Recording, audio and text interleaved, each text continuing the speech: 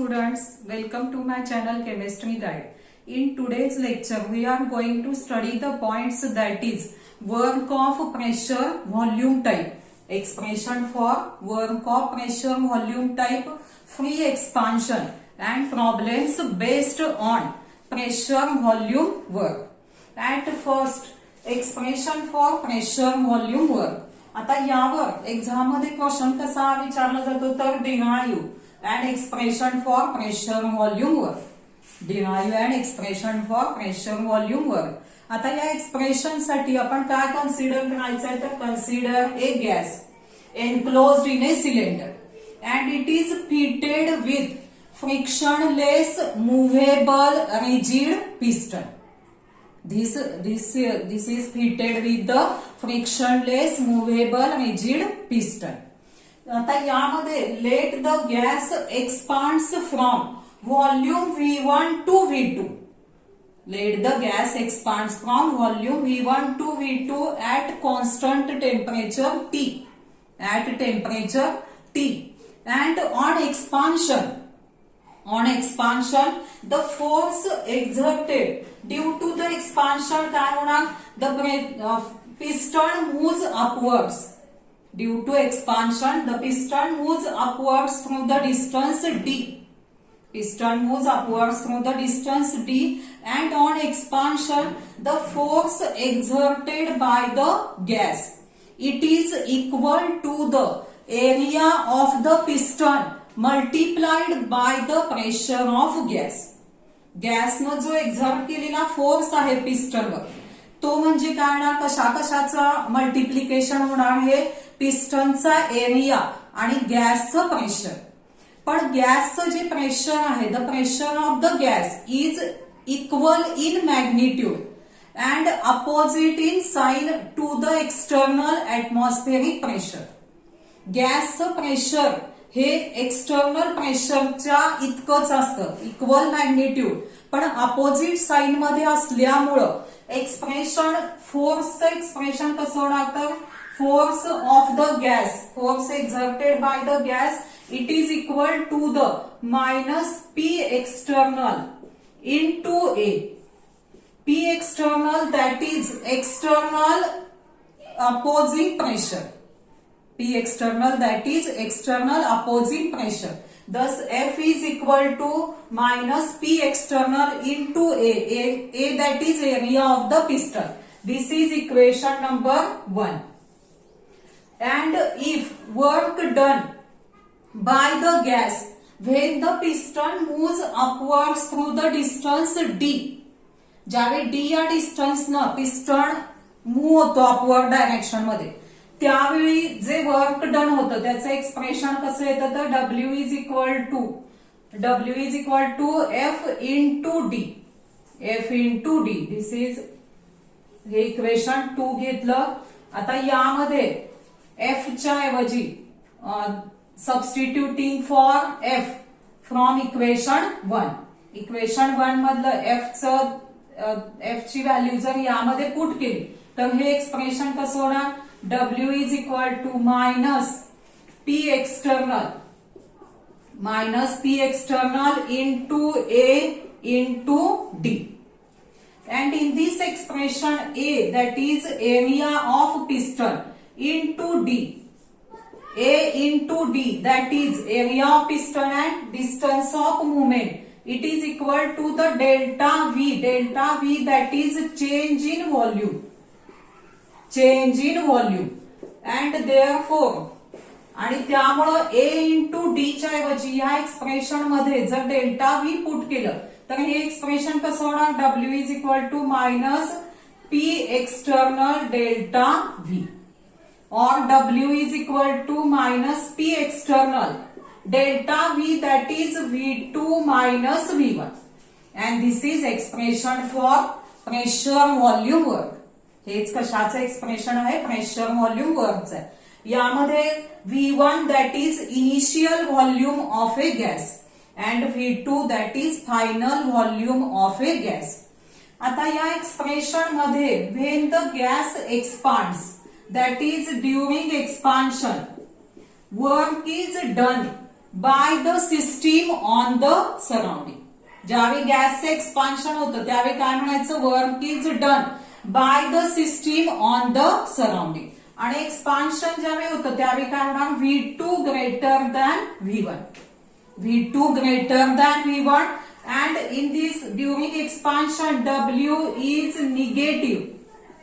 W is negative. And when the gas compressed, that is during compression, work is done on the system by the surrounding. During compression, work is done on the system by the surrounding. V2 less than V1. V2 less than V1 and W is positive. During compression, W is positive.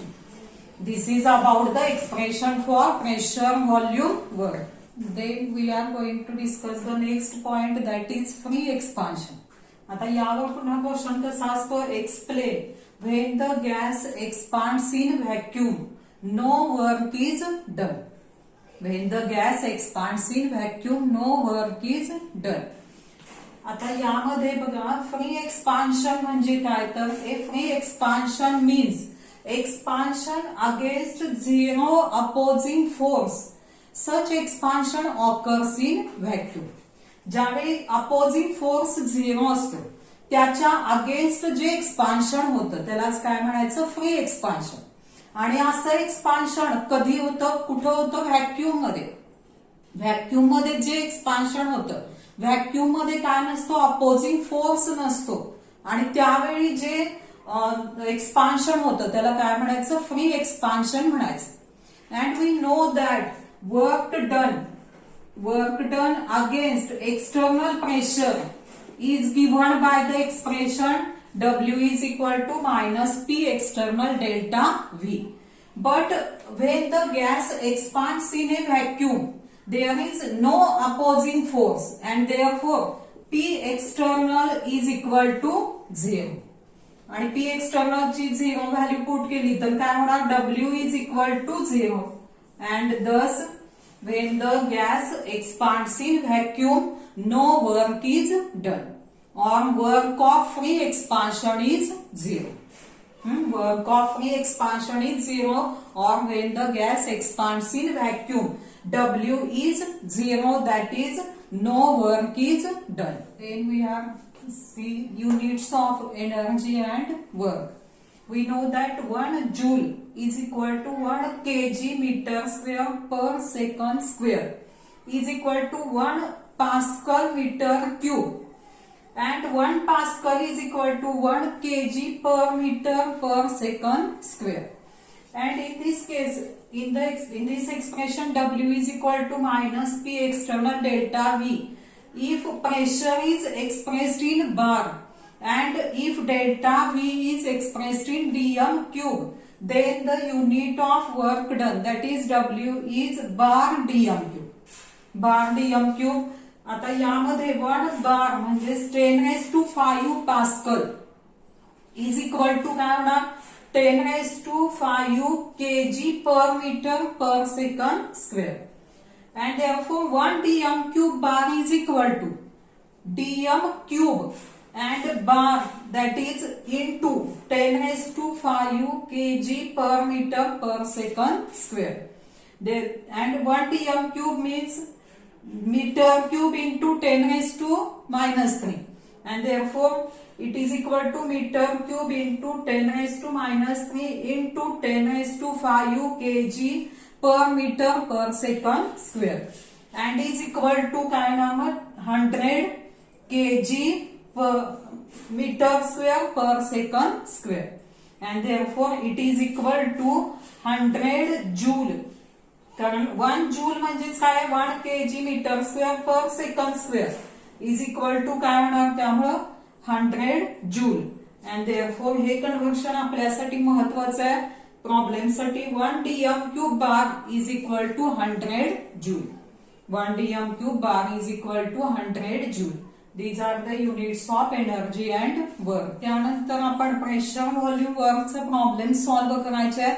The first problem काय आहे बघा. 3 moles of an ideal gas are expanded isothermally from 15 dm cube to 20 dm cube at constant external pressure of 1.2 bar.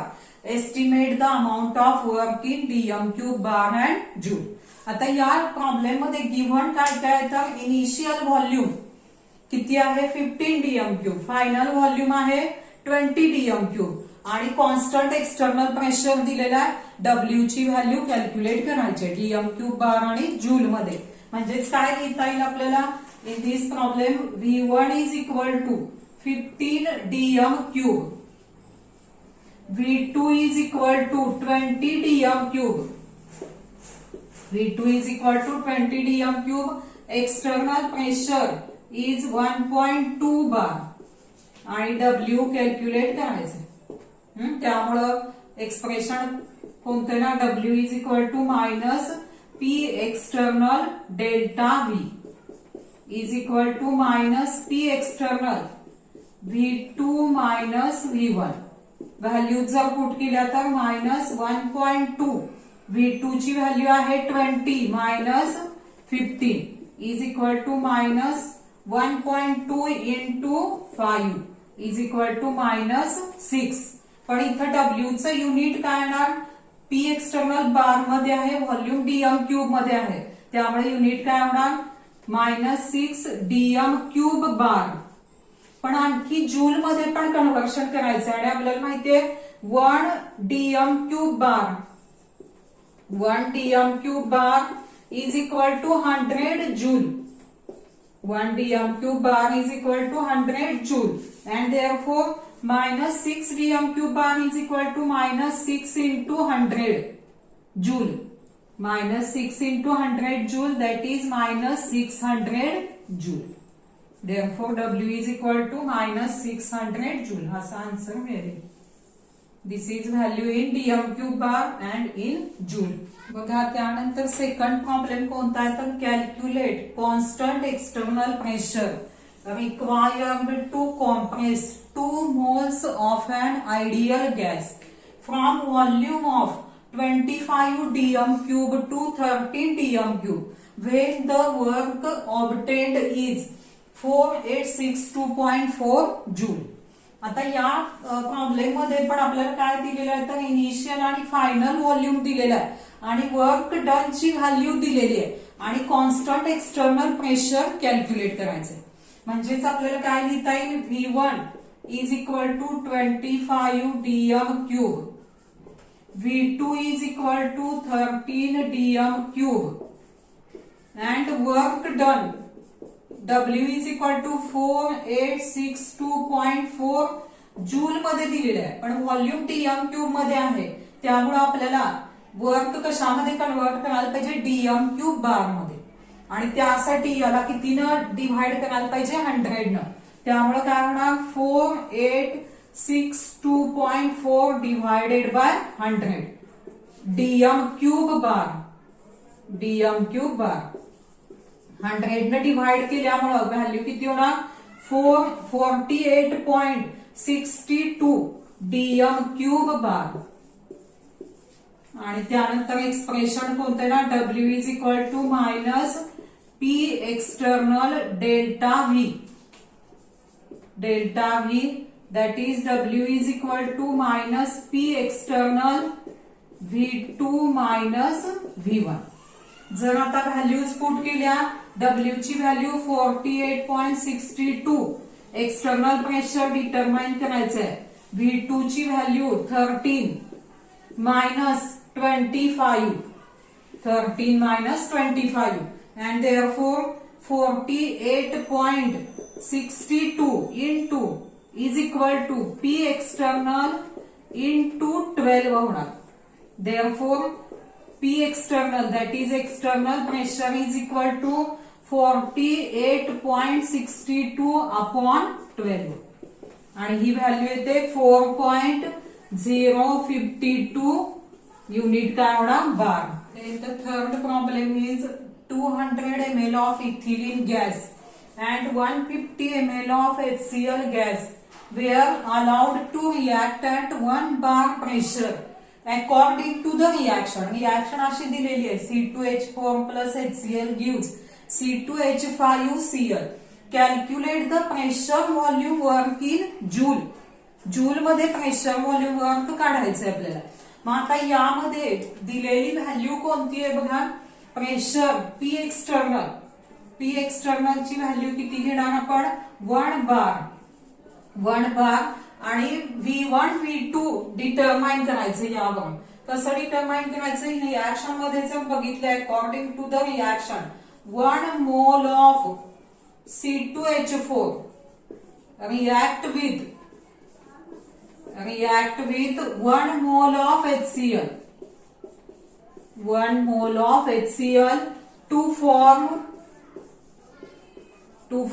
1 mole of C2H5Cl. C2H5Cl म्हणजेच यावरून काय म्हणता येईल, therefore 150 ml of HCl react with 150 ml of C2H4 to form 150 ml of C2H5Cl. मग यावरून आपल्याला initial volume काढता येईल. therefore V1 is equal to, V1 म्हणजेच काय ना, volume of C2H4 plus volume of HCl, that is initial volume of reactant, that is V1 is equal to 150 plus 150 is equal to 300 ml, and V2 that is final volume of product किती होणार, 150 ml, that is volume of C2H5Cl चं किती होणार, 150 ml, and therefore या value जर put केल्या आता 150 300 ml that is DM cube मध्ये किती होणार, 0.3 DM cube and 150 ml DM cube मध्ये किती होणार, ते 0.15 डीएम क्यूब. आणि त्यामुळे एक्सप्रेशन जर लिहिलं आपण W is equal to minus B external delta V, value जर पुट केल्या P external 1 and that is W is equal to काय लिहिता येईल आपल्याला, minus P external delta V, that is minus P external V2 minus V1. Value जर put केल्या -1 V2 ची व्हॅल्यू V2 is equal to 0.15 and V1 0.3 is equal to किती होणार आहे, 0.15 डीएम क्यूब बार अँड तेच जूल मध्ये कन्वर्ट करण्यासाठी 100 न मल्टिप्लाय करावं लागेल. 0.15 into 100 joule, that is 15.0 joule.